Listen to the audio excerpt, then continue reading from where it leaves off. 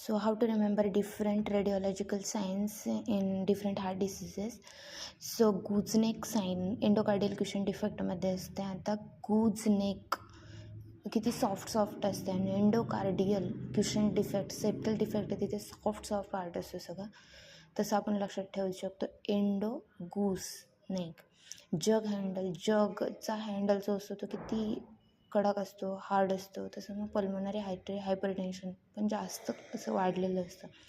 स्कीमीटरमध्ये scheme लक्षात ठेवायचं. Scheme कशी असते, पार्शल खरी असते, पार्शल खोटे असते, माहिती नसते नीट त्याच्याबद्दल, म्हणून partial anomalous pulmonary venous connection. आता pruned tree appearance of the pulmonary vasculature ते लक्षात राहते. Pulmonary artery hypertension. Sitting duck sign of the heart. जर डक बसला तर त्याचा बेस म्हणजे मोठा पार्ट बनेल. तसं परसिस्टंट ट्रंकस आर्टेरियोसिस जर झालं तर मोठा एकच पार्ट दिसत असतो.